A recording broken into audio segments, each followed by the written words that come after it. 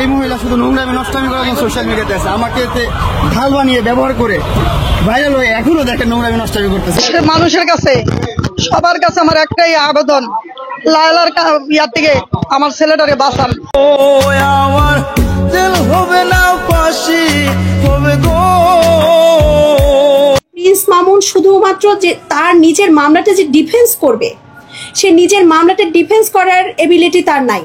যে আমার খেয়ে পড়ে তার পরিবার ঠিক করে নিজে সামাজিক একটা মর্যাদায় এসে সে আমার সাথে এত বেইমানি করতে পেরেছে। দর্শক, মেহেদী শুভকে পেয়ে প্রিন্স মামুনকে ভুলে গিয়েছে লায়লা। এখন প্রিন্স মামুন সম্পর্কে জানা তাই বলে যাচ্ছে, কিন্তু লায়লা এমন কথা কিন্তু আপনাদেরকে ভিডিও শুরুতে দেখানো হয়েছে।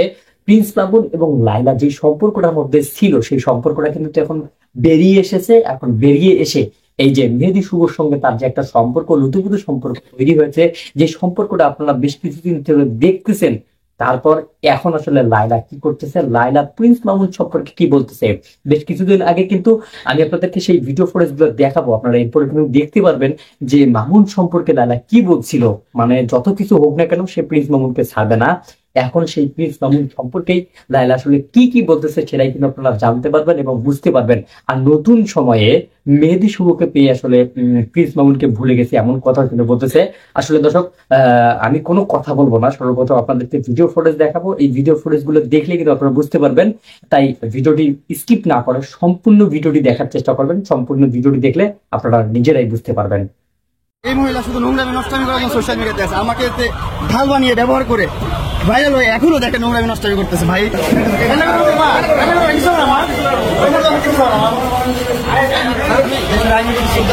আমি শ্রদ্ধা রাখি, আমি জানি দেশের আইন দেখছে। আস্তে আস্তে নিয়ে আসেন।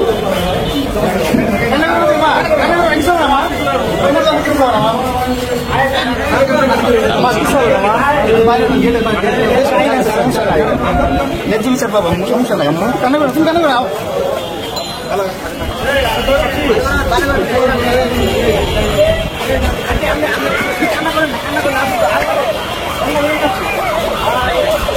আমি দেশের আইন শ্রদ্ধা রাখি, আমি জানি দেশের আইন দেখছে। আপনাকে এখন কোন মামলায় গ্রেফতার করা হলো? এই মহিলা শুধু নোংরামি নষ্টামি করার জন্য সোশ্যাল মিডিয়াতে আছে, আমাকে ঢাল বানিয়ে ব্যবহার করে ভাইরাল হয়ে এখনো দেখেন নোংরামি নষ্টামি করতেছে। ভাই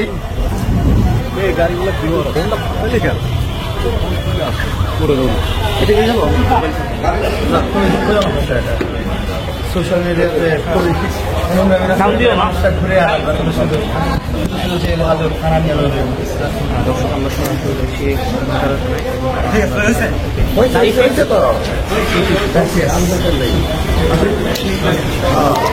আপনাকে কেন গ্রেফতার করা হলো? কোন মামলায় আপনাকে গ্রেফতার করা হয়েছে? মামলা করেছে, যেটা হচ্ছে আমি হুমকি ধমকি দিয়েছি। আমি কখনো তাকে ফোনও দিই না, কখনো একটা টেক্সট করি না, কিন্তু আমি নাকি হুমকি ধমকি দিয়েছি। আপনাকে মোট কতটি মামলা দিল? মানুষের কাছে সবার কাছে আমার একটাই আবেদন, লায়লার ইয়ার থেকে আমার ছেলেটাকে বাঁচান, আমার জামের থেকে বাঁচান, এই মামলাগুলো থেকে একটু বাঁচান।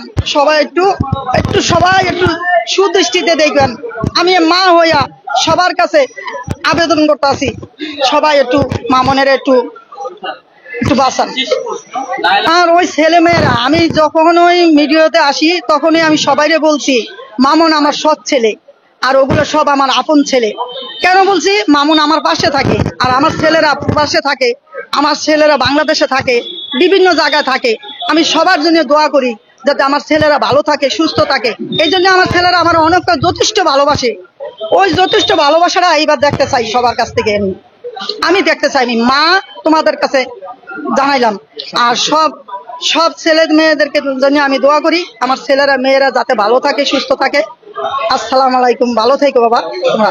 আমার খেয়ে পড়ে তার পরিবার ঠিক করে নিজে সামাজিক একটা মর্যাদায় এসে সে আমার সাথে এত বেইমানি করতে পেরেছে। সে আপনার সাথে ঠিক 2টা বছর পরে করবে। আপনি দেখেন, 2টা বছর তো পরের কথা, 1 বছরও যেতে দেয়নি, তার আগে ওখানে সে বেইমানি করে ফেলেছে। এবং সে এত পরিমাণ কি বলবো, এত পরিমাণ অপরাধমূলক কর্মকাণ্ডে জড়িয়েছে যে সেগুলো ঢাকার জন্য কতগুলো মানে নারীর সর্বনাশ করেছে এবং কতজনের সাথে যে তার কত কুকীর্তি, একটা মেয়ের সাথে তার সম্পর্ক থাকলে, একটা মেয়ের সাথে তার বিয়ে হলে, একটা মেয়ের সাথে প্রেম হলে তাহলে আমি মানতে পারতাম, কিন্তু সে এই সব অভিনয় করে সব ট্র্যাপে ফেলে এক একটা মেয়েকে তার কাছে বাসায় নিয়ে আসে বা অন্যান্য জায়গায় নিয়ে যায়, নিয়ে যে এই ধরনের অপরাধমূলক কাজগুলো সে করে আসতেছে এবং দোষ দিচ্ছে আমার যে সে ডিভোর্সি নারী। ডিভোর্সি নারী হওয়া কি দোষের? তাহলে আমি 22 বছর সংসার করতাম কিভাবে? তাহলে আমার সন্তানরা এখনো কেন আমার সাথে আছে? এবং তুমিও কেন 4 বছর এই কথাগুলো বলো নাই? কারণ সেদিনের লাইফটা সে করেছিল তার যে সব কুকর্ম অপকর্ম এই সমস্ত কিছু ঢাকার জন্য সে মানুষের মনটা ডাইভার্ট করে দিতে চেয়েছিল। সে একটা প্রতারক চক্র, সে একটা প্রতারক, সে মানুষের ইমোশন নিয়ে সে টার্গেট করে এই ধরনের মহিলাদেরকে। এখন সে টার্গেট করে ইয়াং এজের মেয়েদেরকে, তার খ্যাতি, তার সুন্দর চেহারা, তার ইমোশনকে কাজে লাগায় সে টার্গেট করে। আপনারা দেখবেন যে আমার ভিডিওতে এসে ম্যাক্সিমাম মহিলারা গালাগালি করে আমাকে। কেন গালাগালি করে? কারণ তার ওই সুন্দর চেহারায় পটে গেছে। কিন্তু যেসব আপুরা, ভাবিরা বা আন্টিরা আমাকে গালাগালি করছেন, আমাকে দোষারোপ করছেন, তাদেরকে বলছি তাদের হাজবেন্ডরা বা তাদের বয়ফ্রেন্ডরা যদি এই ধরনের কাজ করে যে তাদের সাথে সম্পর্ক থাকা অবস্থায় আরো 10 জন নারীর সাথে পরকীয়া বা শারীরিক সম্পর্ক বা ব্যভিচার করে, তাহলে আপনারা কি সেটা মেনে নিতেন? এবং আমি মেনে নেওয়া তো পরের কথা, আমি তো তাকে জীবন থেকে বাদ দিতেই চেয়েছি। আমি বলি চলে যাও, তুমি আমার বাসায় এসে লাইভ করতেছো কেন? তুমি আমার বাসায় এসে লাইভ করতেছো কেন? সে বলে আমি বিপদে পড়ে লাইভ, সেখানে তো কোনো বিপদ তো সে না। আমি বরং বারবার বলতেছি তুমি চলে যাও, তুমি চলে যাও। আপনারা কি লাইভটা দেখেন নাই? আপনারা লাইভটাতে শুনেন নাই যে আমি বারে বারে বলতেছি তুমি আমার বাসায় কি করো, তুমি চলে যাও, তুমি চলে যাও। তারপরে একটা পর্যায়ে যখন বললাম যে তুমি তোমার জিনিসপত্র নিয়ে যাওয়া, তখন সে বলে কি হ্যাঁ দাও, ব্যাগ গুছায় দাও। এই কথাগুলো কি শুনেন নাই? তাহলে আমি কিভাবে তাকে আটকে রাখলাম? এই ছোট্ট সিম্পল জিনিসটা আপনারা চিন্তা করবেন। এবং আপনাদেরকে আমি আজকে লাইলা বলে যাচ্ছি, সে একটা প্রতারক, সে অনেক মেয়ের জীবন অতীতে নষ্ট করে আসছে এবং ফিউচারেও নষ্ট করবে। এবং আপনারা সেসব মেয়েরা সমাজের জন্য নিজের পরিবারের কথা চিন্তা করে আপনারা কখনোই সেটা প্রকাশ করবেন না, কিন্তু আমি প্রকাশ করছি।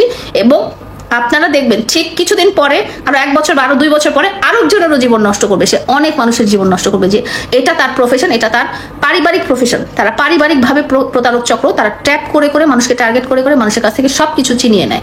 এবং আজকে যদি আমি তার স্টেটমেন্ট নিতে যাই যে সে কিভাবে এতগুলো বাড়ি এবং গাড়ি করলো, সেটা প্রমাণ কিন্তু সে দিতে পারবে না। আপনারা নিজেরাই চিন্তা করেন, আপনারা ফেসবুকে যদি পোস্টই না দেন, আপনারা ইনকাম করবেন কোথা থেকে? টিকটকে কি কোনো ইনকাম আছে? টিকটকে কি কোনো ডলার আছে? সেই টাকা দিয়ে সে বসুন্ধরার মতো জায়গায় বাসা ভাড়া করে থাকছে এবং সে একটা BMW গাড়ি, তেলের গাড়ি চালাচ্ছে। কিভাবে চালাচ্ছে? আপনারা নিজেরা বুদ্ধি দিয়ে চিন্তা করবেন। সে প্রতারণার টাকা দিয়ে চলছে, সে মানুষের গলায় পাড়া দিয়ে টাকা আদায় করে নেয়, সে মানুষের গলায় পাড়া দিয়ে জিনিসপত্র আদায় করে নেয়। সেই গাড়ি কি সে নিজে কিনেছে? আপনি কিনতে পেরেছেন? আপনি আজকে এত পড়ালেখা করা, এত উচ্চশিক্ষিত, এত বড় বিজনেসম্যান, আর সে একটা সেলুন, তার পার্টনারশিপে, সেই সেলুনের ইনকাম কত এবং তার নিজের ইনকাম কত? এগুলো যখন ব্যালেন্স হবে না, তখন আপনারা বুঝতে পারবেন যে লোকটা কত বড় প্রতারক। সে আমার জীবন নষ্ট করেছে, সে আরো 100টা মানুষের জীবন নষ্ট করবে। তাই আমি সাবধান করে দিচ্ছি, আপনারা সময় থাকতেই এই প্রতারককে চিনে রাখবেন এবং এর কাছ থেকে দূরে থাকবেন।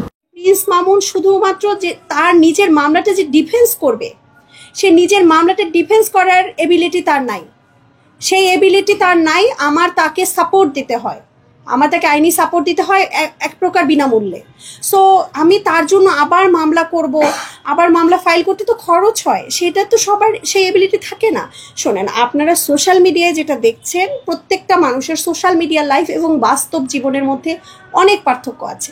সো ওইটা একটু বোঝার চেষ্টা করবেন। এবং আমি কেন কিছু করছি না, আমি কি আমার ক্লায়েন্টের ওয়েলফেয়ার করছি, ভালো করছি নাকি খারাপ করছি, সেটাই একটু অপেক্ষা করে একটু ধৈর্য ধরে দেখবেন। এই যে এই সাক্ষাৎকারের মাধ্যমে আমি ওই তথাকথিত ওই সাক্ষাৎকার যারা নিয়েছেন সেই উপস্থাপকদের বলতে চাই, দেখেন ভিতরে আমি কে, আমি কিভাবে কাজ করি, আমার পরিকল্পনা না জেনে আপনি যে ঢালাওভাবে বলছেন তাহলে তোমার আইনজীবী কি করছে, আইনজীবী কি মামলা দিতে পারছে না। আপনাদের জ্ঞাতার্থে আমি একটা কথা বলি, আপনারা জানলে উপকৃত হবেন। এটাই।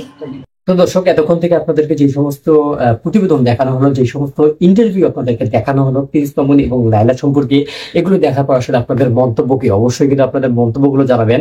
আর দর্শক, আপনারা একটা বিষয় সকলেই জানেন যে আসলে সোশ্যাল মিডিয়ার মধ্যে চলে ট্রেন্ডিং এর একটা খেলা। যখন আসলে যার সঙ্গে ভালো যায়, যখন যার সঙ্গে ভিডিও ম্যাচ করে যায়, তাকে নিয়ে কিন্তু বেশি রকমের ভিডিও বানা হয়, তাদেরকে নিয়ে কিন্তু পুরো সোশ্যাল মিডিয়া ঝুঁকে পড়ে। এমনটি কিন্তু হয়েছে এখন মেহেদী শুভ এবং লাইলার ক্ষেত্রে। তারা আসলে এই ভিডিওগুলো বানাচ্ছে এবং মানুষকে তাদের দিকে আকৃষ্ট করতেছে, ট্রেন্ডিং এ থাকার চেষ্টা করতেছে, এমন কথাই কিন্তু বলছে নেটিজেনরা। কিন্তু আসলে আপনাদের মন্তব্য কি? আপনাদের মন্তব্যটা আমরা জানতে চাই, কারণ আপনাদের মন্তব্যগুলো আমাদের কাছে অনেক গুরুত্বপূর্ণ।